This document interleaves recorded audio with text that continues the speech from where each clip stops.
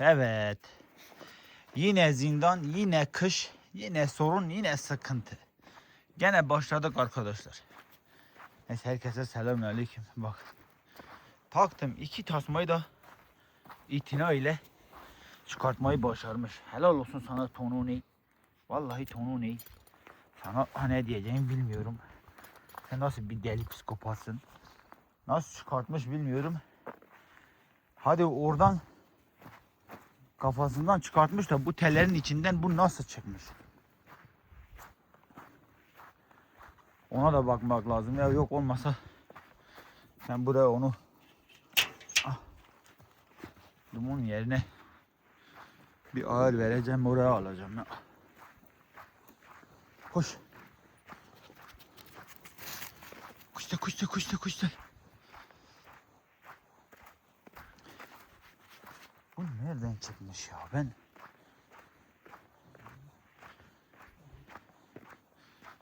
Bir bakın şöyle sağa sola doğru. Dumanı bırakmışız, acaba karabaşı da bırakalım mı? He? Ne olacak? Hep Beraz harcu ya da Beraz pani ya da Beraz.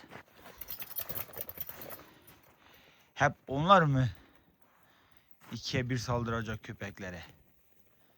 Desem ve bıraksam kim bilir neler yaparlar değil mi? Ama hep Duman ve Karabaş'a hep ikili. Ya Beraz pani ya Beraz harcu ya, yani sürekli öyle oluyor. Siz bu çiftlikte belki 2 yıldır, yani benim Duman ve Karabaş'ı birlikte bıraktığımı göremezsiniz yani. Bıraksam dahi bunların hepsini dışarı çıkartmam lazım böyle. Yani diyorum yani bir kere de bakın Dumanla Karabaş şöyle bir beraber harçoyu tutsunlar. Ya da beraber pani ya da beraber Beraz'ı, diğer Beraz'ı. Yemin ederim var ya. Ya o kim bilir neler söylerler ama nedense Duman ve Karabaş'a ikili, üçlü fark etmiyor. Ne zaman saldırırsa hiçbir şekilde sesleri çıkmıyor. Üstüne aslanım Herço, aslanım Beraz, aslanım Pani. Ya bak düşünün ya, yani iki köpek saldırmış mesela Karabaş'a. Tek başına olmasına rağmen yıkılmıyor ya, ezilmiyor ya. Ya ona rağmen hala aslanım Beraz, aslanım Karabaş. Çünkü Duman ve Karabaş'a karşı çok büyük bir kin var arkadaşlar.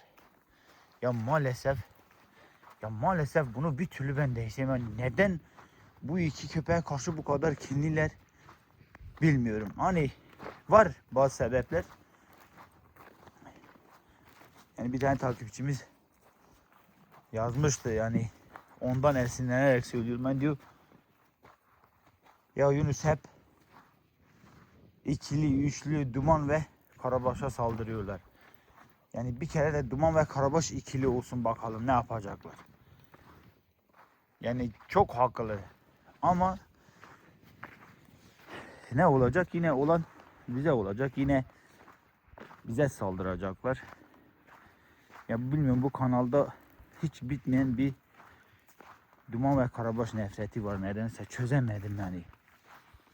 Ha bu bizim takipçilerimiz değil. Bak bizim öz takipçilerimizi söylemiyorum.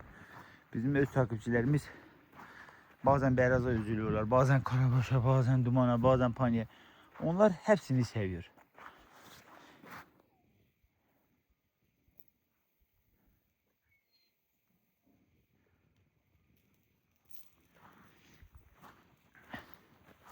Ama bazıları var, ezildiğini görmedikçe bu nefret de bitmeyecek. Mesela ya duyuyorum, mesela adam söylüyor, yani kulağıma geliyor diyor. Ya ben ya Duman'ın orada ezildiğini görmesen içim rahatlamayacak diyor bak. Duman'ın orada, Karabaş'ın orada ezildiğini görmedikçe içim rahatlamayacak diyor. Ya bu kin ne değil de nedir? Bir de bizim bir tane Şemsettin abi var. Gerçekten Dün yayında söylemişti. Çünkü onlarda duman ve karabaş yok.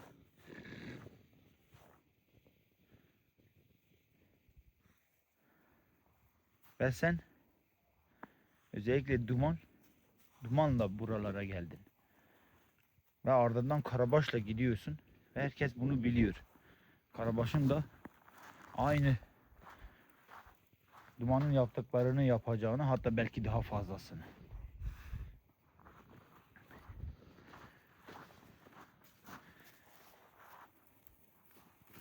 Biliyorlar ve o yüzden saldırıyorlar. O yüzden bu duman ve karabaş kini var.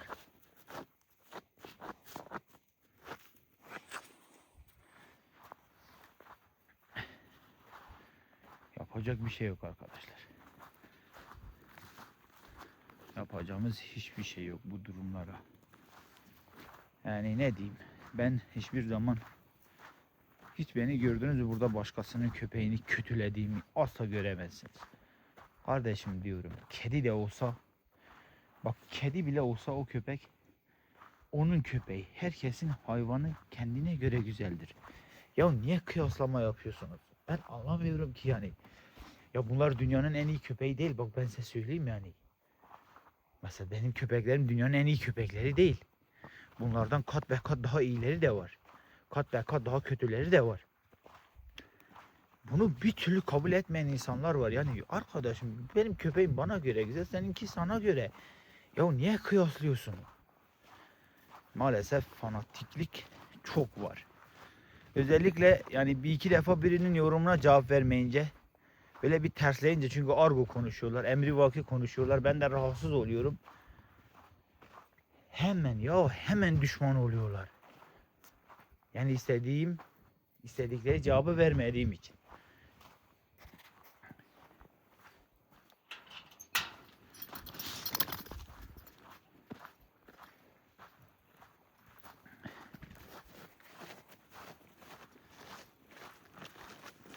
Yani bu bir platform. Ben bir üreticiyim. Burada kimin dediğini yapacağız, kimin dediğini yapmayacağız.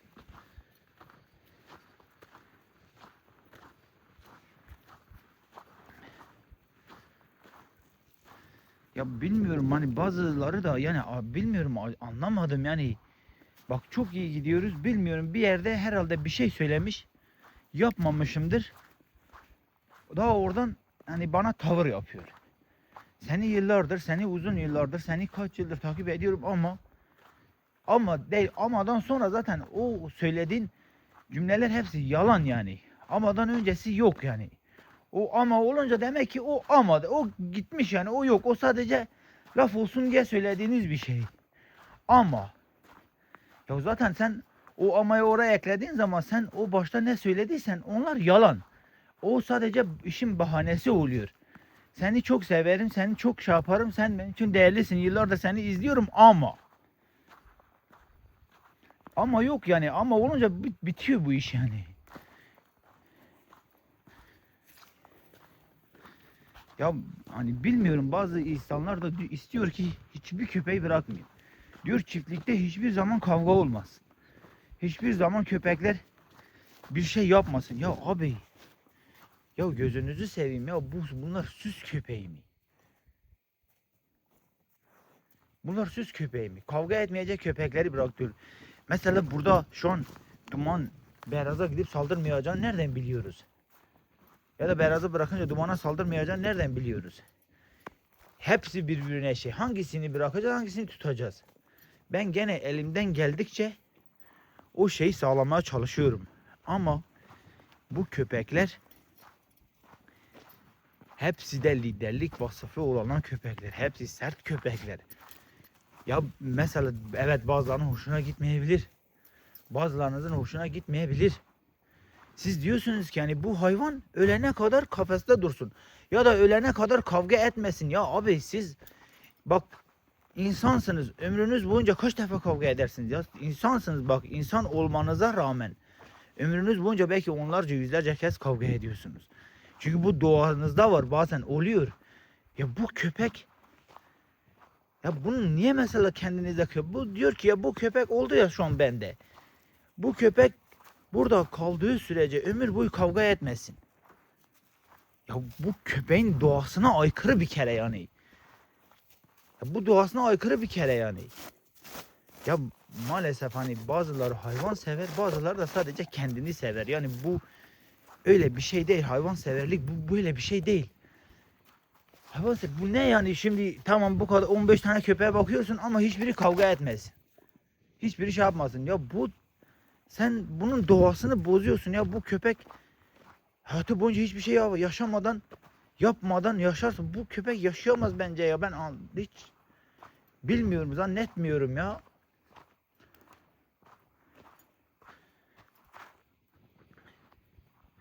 Bu köpek burada. Bununla, şununla birkaç defa kavga etmezse, savunma yapmazsa, kendini korumazsa bu köpek nasıl yaşayacak? Misal bu köpek bugün bende, belki yarın başkasına gidecek. Ya da yarın koyunlara gidiyor. Ben koyunlara gidiyorum, bütün köpeklerimi gönderiyorum. Yani ne olacak yarın koyunlara gidince başka birinin sürü köpekleri geldiği zaman dur benim köpeğim kavgayı bilmiyor. Lütfen tutmayın köpeğimi. Öyle mi diyecekler yani? Ya da kurt koyunlara gelince vallahi benim köpeğim ben hiç kavga ettirmemişim. Kurt kusura bakma sen gider misin mi diyecekler. Ya çok dar bakışlı insanlar var. Tek bir pencereden bakan insanlar var. Ya yapmayın bunu ya. Hani köy yerindeyiz kardeşim. Burası şehir, apartman, dairenin içi değil ki. Köy yerindeyiz. Bu hani nasıl?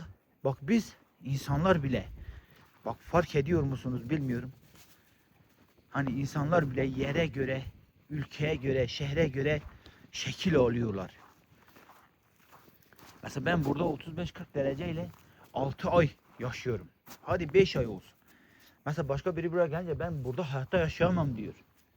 Yaşayamam diyor. Neden biliyor musunuz? Çünkü ben burayı böyle artık nasıl burada büyüdüğüm için burayı biliyorum artık. Buranın şartlarını, buranın zorluklarını yaşayarak büyüdüğüm için burayı kaldırabiliyorum. Ama o şehirde ya da başka bir yerde, sıcak bir yerde yaşadığı için burayı kaldıramaz. Çünkü alışmamış. Bu da öyle arkadaşlar. Bir de böyle bakın duruma. Yani şimdi bu köpek diyelim burada, belki Antalya'da hiçbir şey hiç yapamaz. Belki Antalya'da bu köpek yaşayamaz. Yani yere göre, bölgeye göre her şeyin bir öyle yani gerçekten de öyle. Oranın iklimi, oranın şartları, oranın şey neyse hayvan da ona göre uyum sağlamak zorunda. Başınızı şişirdim yemin ederim. Ama çok doluyum ya. Yemin ederim çok doluyum. Vallahi hiç bir şekilde konuşmak istemiyorum ama yani hadi tamam bazılarını biliyorum. Onlar mesela ben engelliyorum ya. Gidip başka hesap açıp gelip gene hakaret ediyorlar. Gene engelliyorum. O ayrı onu geçtim yani ben onları artık şey yapmıyorum ama hani bizden gibi görünüp de yani alttan böyle laf sokanları sevmiyorum ben. Ya yapmayın abi ya.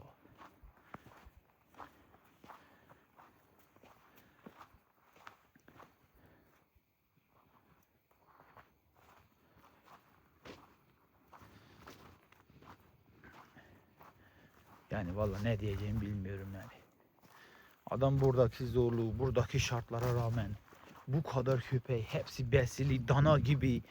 Bunların hiçbiri gözünün önüne gelmiyor ama iki tane kavga oldu mu vey niye kavga ediyorlar? Ya sen evinde kardeşinle anlaşamıyorsun. Annen babanı sokağa atıyorsun. Gelip burada hayvanı mı koruyacaksın? Gel burada hayvanı niye kavga ediyorsun? Niye ediyor diyorsun? Ya bunu ki izlemeyecekler zaten. Sadece kavga olan videoları izledikleri için mesela diyor ki sen bütün videoların kavgalı mesela. Sizce benim bütün videolarım kavgalı mı? Ya imkansız bu imkansız bir şey ya imkansız. Ya hepsi nasıl olabilir ya? Ama ona göre öyle çünkü neden biliyor musun? Sadece sıkıntılı olan videoları izliyorlar. Ve siz şahitsiniz yıllardır. Bakın yıllardır bu kadar sert, bu kadar cüsseli köpekler besliyorum. Belki yüzlerce kez kavga etmişlerdir. Hiçbir zaman böyle ağır bir yara aldıklarını gördünüz mü? Çünkü müsaade etmiyorum. Ha bu yönden çok da eleştiri alıyorum. Hani ne oldu, ne bitti, niye çekmedin? Çünkü orada kapatıyorum, müdahale ediyorum yani. Ama gel de anlat, anlatamayız, boş verin. Zaten hem kendi kafamı hem sizin kafanızı şişirdim. Hop. Değil mi bunlar şey değil. Ağaç, onları götürüp yakacağız.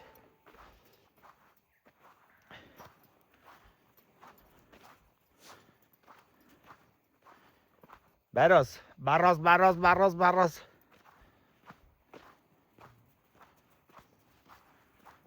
Karbonat Bey orada yalnız Karbonat Bey galiba çıkartacağım valla. Karbonat orada olmuyor ya. Karabaşın böyle girip gelmesi lazım böyle. Şöyle tur atması lazım Karabaşın. Karabaşı Beraz'ın yerine bağlayacağım. Aynen. Harçoyu eski yerine bağlayacağım. Zindanı Duman'ın kulübesine alacağım. Beraz'ı zaten şu an kulübesi var. Hiç Beraz'ı da kulübesine koymak istemiyorum ya. Beraz kulübede olacak köpek değil ya. Ama Karabaş'ı bırakamıyoruz. O yüzden. Ama ona da şey yapacağız. Beraz'ı yine yerine bağlayabilirim.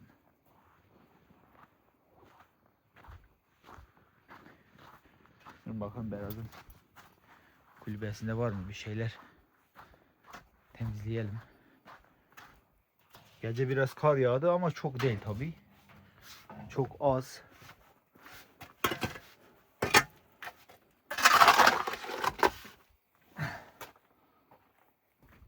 Ben de şu köpeklerin pisliklerini 2 gün temizleyeyim de göreyim sizi.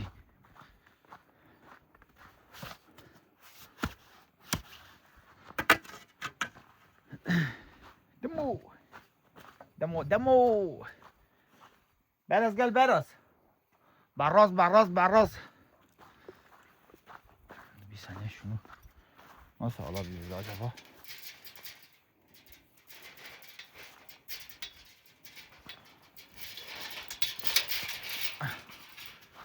Bak Dumu gördün nasıl aldım. Dumu zaten hani günde bir defa bırakırsanız asla kulübesini kirletmiyor. Aha.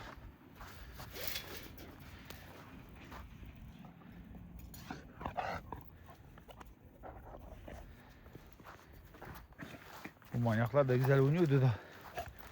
Neyse durun. Ben Perüz Bey kafesine getireyim. Gel Perüz. Koş Perüz. Perüz.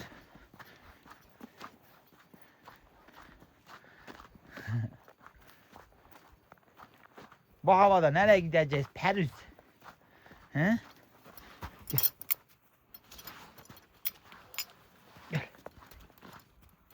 Gel. Allah gel. Beraz sen de bu huyundan nefret ediyorum işte.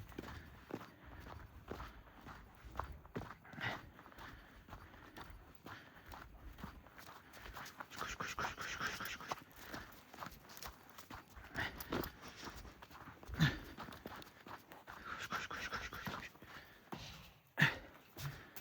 Aferin Peri. Lan aferin ilk defa. Çok güzel geldin. Beni yormadan geldin. Dum gel. Dum koş. Dum koş. Lütfen içeri alabilir miyiz seni? Çok güzel.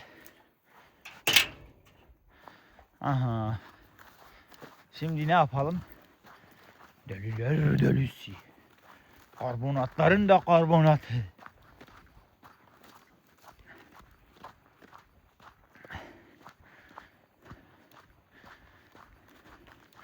Gel uyu bizim garobuş. Bak yemek. Oo, vallahi karabaş yemeğini bile yememiş. Karabaş buraları sevmiyor. Koş.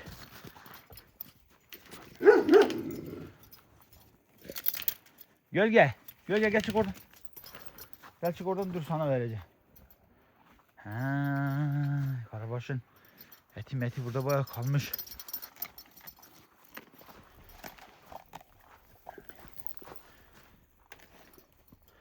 Dün Periz Bey arkadan bir saldırdı, bir daldı, bir şeyler yaptı. Periz Bey.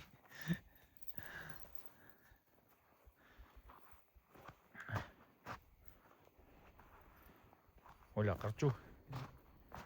Birbirlerini iyi savunuyorlar. Tabii harçu çiftlik içinde gerekli desteği fazla vermiyor Beraz'a. Ama çiftlik dışında harçoyu tutabilene aşk olsun.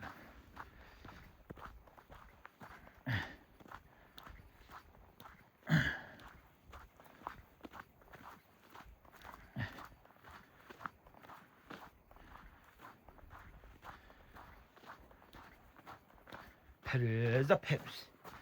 Periz da Periz.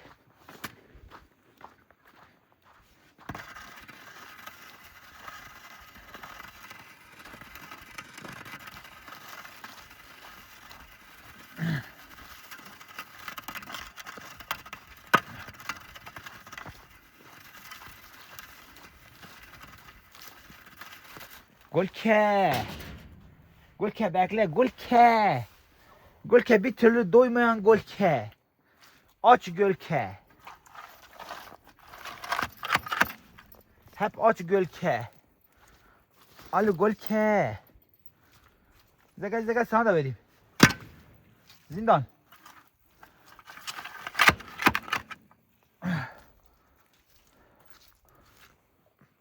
Al sen de iyi.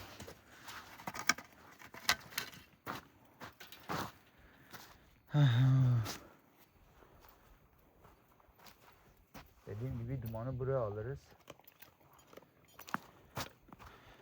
Duman buraya gelsin. Zindan duman yerine alırız. Ya bir de zindan burada sabaha kadar yatmış ya, ben ya hakikaten ben onu nereden çıktığını araştıracaktım değil mi?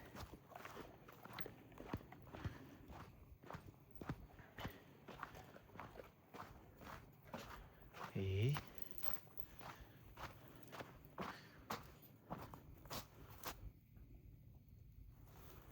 Buradan da çıkmamış.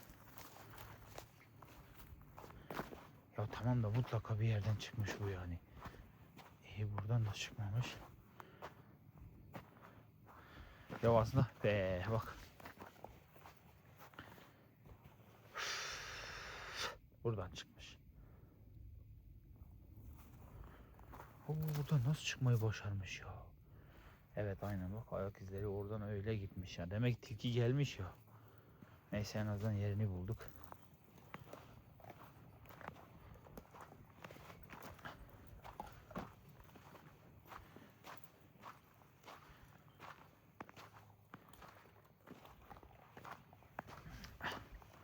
Karbonat. Kırçu.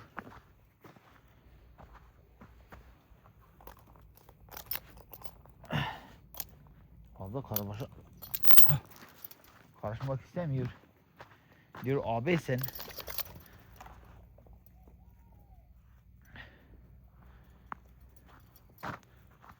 O kapı açık, koyunlar buradan gelecek.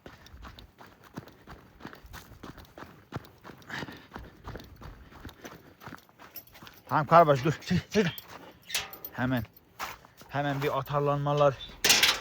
Bir matarlanmalar. Kuru be.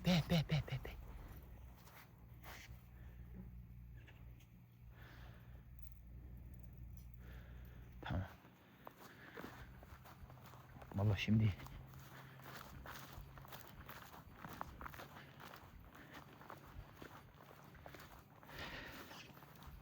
buraya gel. Be.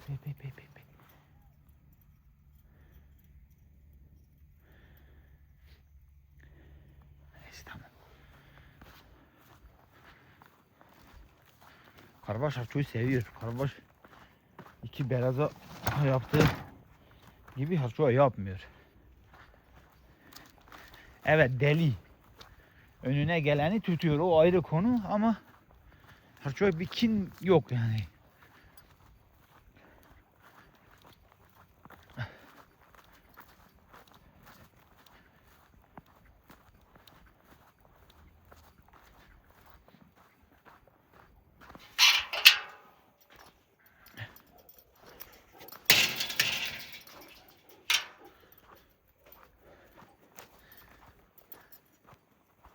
Koş Karabaş koş.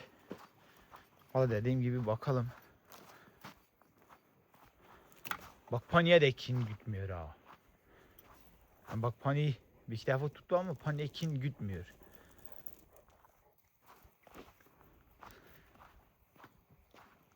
Zindan hanımı olmasa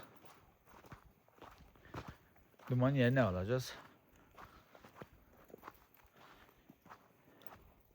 Dumanı buraya alacağız. Karabaşı Beraz'ın yerine bağlayacağız. Aha. Aha. Başka ne yapacağız?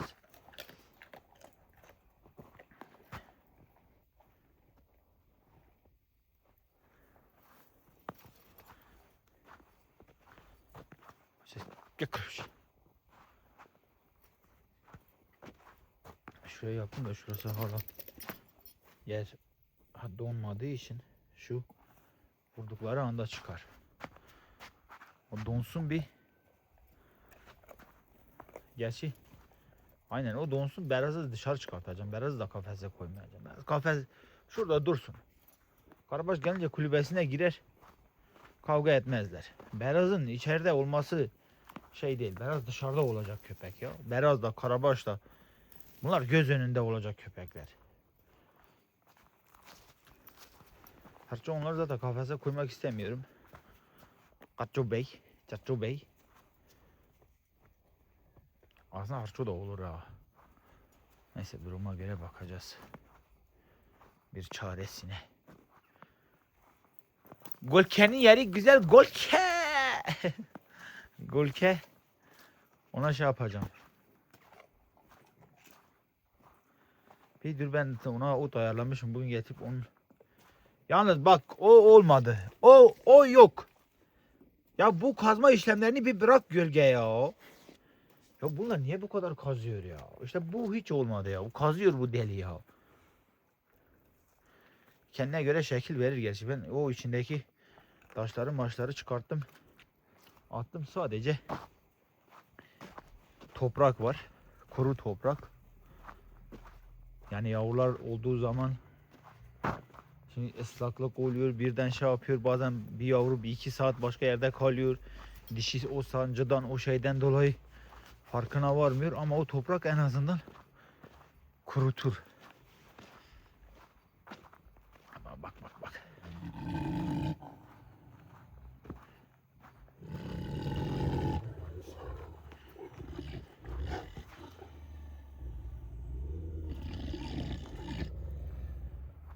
Deli. Dün böyle yaptı. Sinirini alamadı. Gitti Harço'ya saldırdı. Gölge dur. Aha.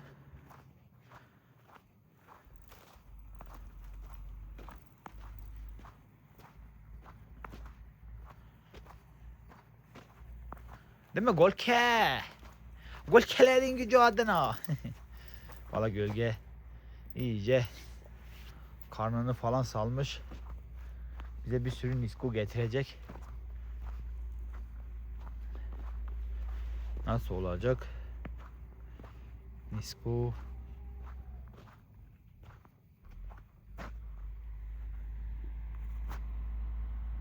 Bakalım, hep beraber göreceğiz.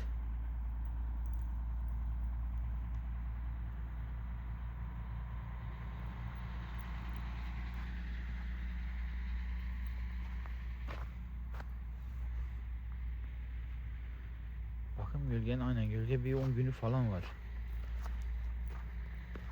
Ya şu 10 güne kadar böyle kar biraz daha kendini tutsa, böyle bir yağmasaydı çok güzel olacaktı. Ama tabii ki hayırlısı. Neyse, karbonat. Evet arkadaşlar, ben bunları bir toparlayayım. Bak. Bakın bizden şu an yerine bağlayacağız. Ona bir çare bulacağız artık. Yapacak bir şey yok. Zindan gene başından çıkartma işlemlerine başladı.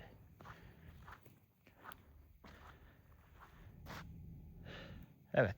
Kendinize iyi bakın. Hepiniz Allah'a emanet olun.